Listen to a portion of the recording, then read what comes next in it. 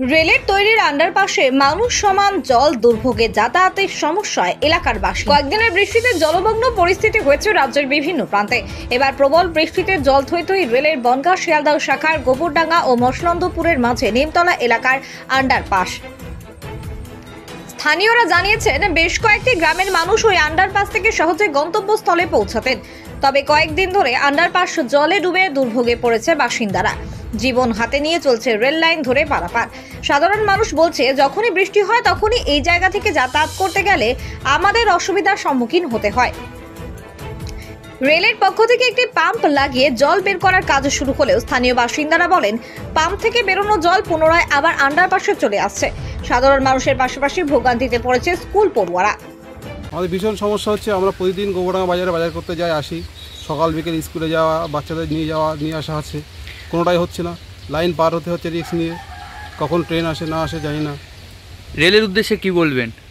রেলকে অবশ্যই উচিত গেটকে খুলে দেওয়া, এবং নাহলে একটা না, গেট বন্ধ করে তো এখানে আন্ডারপাস তৈরি করা হয়েছিল কয়েক বছর আগে। হ্যাঁ, কিন্তু আন্ডারপাসে জল জমেছে, এখন তো যাওয়ার কোনো উপায় নেই। কতটা করে জল? এখন মোটামুটি ধরেন মানুষ বুক সমান জল আছে। কতদিন সমস্যায় ভুগতে হয় জল জমলে? জল জমলে বর্ষাকাল পুরোটাই ভুগতে হচ্ছে। এখন এই জল তো ওরা বা মোটর দিয়ে কবে তুলবে না তুলবে ঠিক নেই, কিন্তু আমাদের তো যেতেই হচ্ছে, তাই আমরা রিস্ক নিয়ে লাইনের উপর দিয়ে যাচ্ছি। কিনা মোটামুটি এখানটায় গলা অব্দি জল হয়। আগে এই রাস্তাটা খুব শর্টকাট। আপনার চারঘাটে, চাতরাতে, তেঁতুলিয়া যে রোডটা, মেন রোডটা, এটাতে আপনার এই রাস্তাতে গেলে অনেক প্রায় 1.5 কিলোমিটার রাস্তা শর্ট হয়ে যায়। কতদিন থেকে জল এখানে? জলটা বৃষ্টি হলেই জল, মানে মোটামুটি বৃষ্টি হলে এখানে জল বেঁধে যায়। এখানে একটা ছোটো একটা মোটর ছিল ভিতরে, এটা চালাতো কম বেশি, অটোমেটিক মোটরটা ছিল। রিসেন্ট এটা বন্ধ হয়ে আছে, মানে চলে, মোটর চলে না। এখন কি করে যেতে হচ্ছে আপনাদের? এখন ওই সামনে একটা গেট আছে, ওই গেটটা পার হয়ে যেতে। কতটা কিলোমিটার ঘুরতে হচ্ছে? 1.5 কিলোমিটার। 1.5 কিলোমিটার। এই রেলের তরফে রেলের উদ্দেশ্যে কি বলবেন?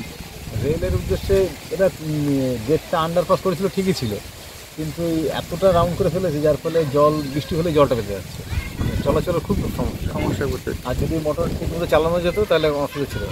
মোটর মাঝে চালাচ্ছিল, আবার বন্ধ, রিসেন্ট আবার বন্ধ করে। কি নাম আপনার?